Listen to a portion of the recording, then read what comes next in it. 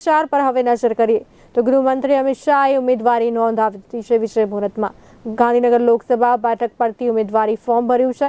12:39 વિજય મુહૂર્તમાં અમિત શાહે ઉમેદવારી નોંધાવી દીધી છે, ફોર્મ ભરી દીધું છે. અમિત શાહનું નિવેદન ઉમેદવારી બાદ સામે આવ્યું છે. મારા માટે આ ગૌરવની ક્ષણ છે. ગાંધીનગર બેઠકના મતદાતાઓએ મને અપાર પ્રેમ આપ્યું છે. છેલ્લા 5 વર્ષમાં 22,000 કરોડથી વધુના વિકાસ કાર્યો થયા છે. આ બેઠક પર પીએમ મોદી પોતે મતદાતા રહી ચૂક્યા છે. ગુજરાતમાં ભાજપની સરકારે ઘણા કાર્યો કર્યા છે. પીએમ મોદીના નેતૃત્વમાં વિશ્વમાં ભારતની શાખ વધી છે. આગામી 5 વર્ષ ખૂબ જ મહત્વપૂર્ણ રહેશે. વિજય મુહૂર્તમાં અમિત શાહે ઉમેદવારી નોંધાવી દીધી છે. 12:39 વિજય મુહૂર્તમાં અમિત શાહે ફોર્મ ભરી દીધું છે. ગાંધીનગરની બેઠક પરથી ઉમેદવારી નોંધાવ્યા બાદ અમિત શાહનું નિવેદન સામે આવ્યું છે. તેઓએ જણાવ્યું કે મારા માટે આ એક ગૌરવની ક્ષણ છે. ગાંધીનગર બેઠકના મતદાતાઓએ મને અપાર પ્રેમ આપ્યો છે. છેલ્લા 5 વર્ષમાં 22,000 કરોડથી વધુના વિકાસ કાર્યો થયા છે. આ બેઠક પર પીએમ મોદી પોતે મતદાતા છે. ગુજરાતમાં ભાજપની સરકારે ઘણા કાર્યો કર્યા છે. પીએમ મોદીના નેતૃત્વમાં વિશ્વમાં ભારતની શાખ વધી ગઈ છે. આગામી 5 વર્ષ ખૂબ જ મહત્વપૂર્ણ હશે.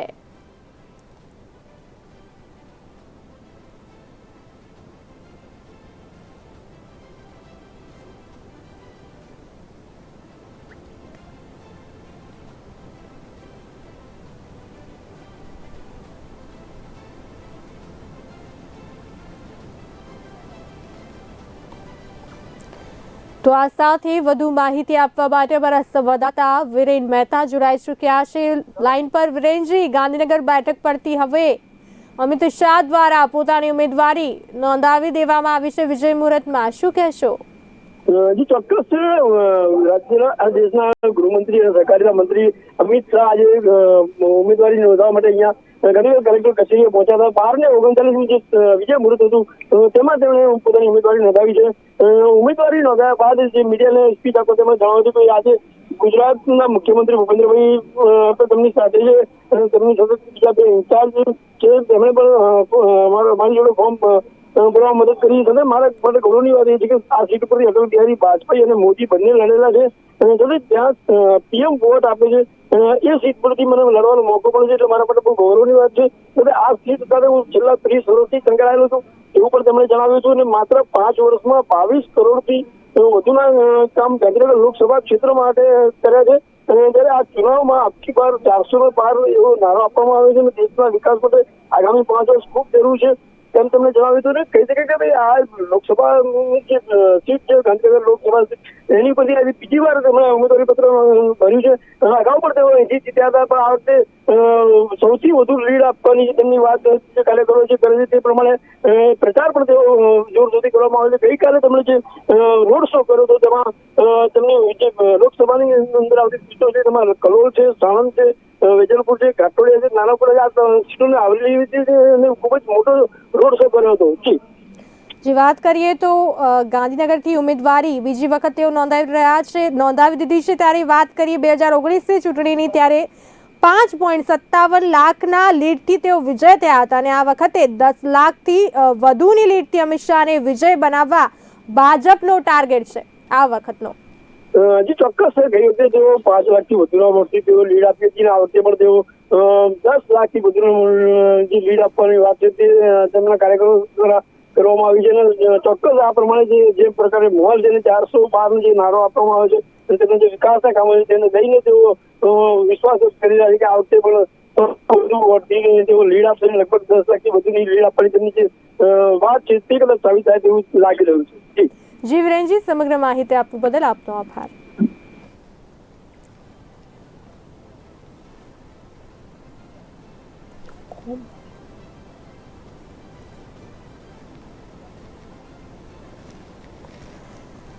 લોકસભાની ચૂંટણીઓને હવે આંગળીના વેઢે ગણાય એટલા જ દિવસો બાકી રહ્યા છે. ત્યારે ઉમેદવારી નોંધાવવાની આજે છેલ્લી તારીખ છે.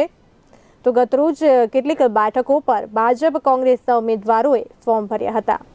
આજે કેન્દ્રીય ગૃહમંત્રી અને ગાંધીનગર લોકસભા બેઠકના ભાજપના ઉમેદવાર અમિત શાહ અને ભાજપ પ્રદેશ પ્રમુખ અને નવસારી લોકસભા બેઠકના ઉમેદવાર CR પાટીલ, નવસારી બેઠકના કોંગ્રેસના ઉમેદવાર નૈશદ દેસાઈ, રાજકોટ બેઠકના કોંગ્રેસના ઉમેદવાર પરેશ ધાનાણી, જામનગર બેઠકના ભાજપના ઉમેદવાર પૂનમબેન માડમ, તો મહેસાણા લોકસભા બેઠકના કોંગ્રેસના ઉમેદવાર રામજી ઠાકોર, દમણ લોકસભા બેઠક ઉપર કોંગ્રેસના ઉમેદવાર કેતન પટેલ, તો દાદરા નગર હવેલી લોકસભા બેઠકના કોંગ્રેસના ઉમેદવાર અજીત મહાલા સહિતના ઉમેદવારો આજે ઉમેદવારી નોંધાવી છે. તો નવસારીમાં ભાજપના ઉમેદવાર CR પાટીલ અને કોંગ્રેસના ઉમેદવાર નૈશદ દેસાઈ એક સાથે કલેક્ટર કચેરીએ ફોર્મ ભરવા ભેગા થયા હતા, જ્યાં બંને ઉમેદવારી નોંધાવી હતી. કોંગ્રેસના ઉમેદવાર નૈશદ દેસાઈ ગાંધીજીની વેશભૂષામાં જોવા મળ્યા હતા. મહેસાણામાં આજે લોકસભા બેઠકના ઉમેદવાર રામજી ઠાકોર આજે મહેસાણા કલેક્ટર કચેરી ખાતે પોતાની ઉમેદવારી ફોર્મ ભર્યું હતું. જામનગરની વાત કરીએ, જામનગરની બેઠકમાંથી પૂનમબેન માડમે પોતાની ઉમેદવારી નોંધાવી છે. સૌપ્રથમ ઘરે માતાજીના મંદિરે દર્શન કર્યા બાદ તેના માતાના આશીર્વાદ લીધા હતા. ત્યારબાદ તેમને સ્વર્ગસ્થ પુત્રીના ફોટાને ફુલહાર કરી કંકુ તિલક કર્યા હતા.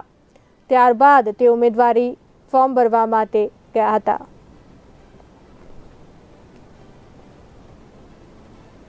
વિજય મુહૂર્તમાં આજે અમિત શાહે પોતાની ઉમેદવારી નોંધાવી દીધી છે. અમિત શાહની સૌથી મોટી ખાસિયતની વાત કરીએ તો તેઓ મોટા ભાગના પક્ષના કાર્યકર્તાઓને નામથી ઓળખે છે અને તેઓ ચુસ્ત શાકાહારી છે અને અમિત શાહ કેન્દ્રીય મંત્રીઓ સાથે નિયમિત વાતચીત કરે છે. નીતિઓ ઘડવામાં પણ રાજ્યસભાના સભ્ય તરીકે અમિત શાહ સક્રિય ભૂમિકા ભજવે છે અને અમિત શાહ ચૂંટણીલક્ષી યોજનાઓ બનાવવામાં નિષ્ણાત છે. તેમણે ભારતીય જનતા પાર્ટીનો વિસ્તાર કરવામાં મહત્વની ભૂમિકા ભજવી છે.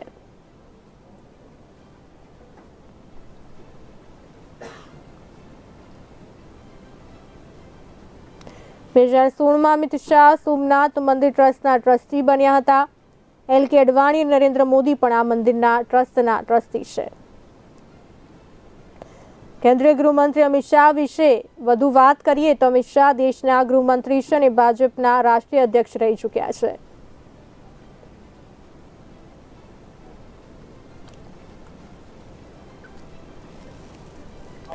તો આ સાથે વધુ માહિતી આપવા માટે કાર્તિક જાની ન્યૂઝરૂમ લાઈવથી જોડાઈ ચૂક્યા છે. કાર્તિકજી, હવે અમિત શાહે ગાંધીનગર બેઠક પરથી પોતાની ઉમેદવારી નોંધાવી દીધી છે. વિજય મુહૂર્તમાં શું કહેશો એને લઈને? ચોક્કસથી બહાર અબકી બાર 400 કે પારના નારા સાથે અને ગુજરાતમાં 26 સીટો ભાજપનો ભગવો લહેરાશે અને 5 લાખથી તમામ સીટોની લીડ આ સંકલ્પ છે. તેની સાથે દિગ્ગજ નેતા નવસારીથી CR પાટીલ અને કેન્દ્રીય ગૃહમંત્રી અને સહકારિતા મંત્રી અમિત શાહે પોતાની ગાંધીનગરથી આજે ઉમેદવારી જે પોતાનું નામાંકન જે છે વિજય મુહૂર્તમાં તેઓએ ભર્યું છે. સાથે સાથે તેમની સાથે ગુજરાતના મુખ્યમંત્રી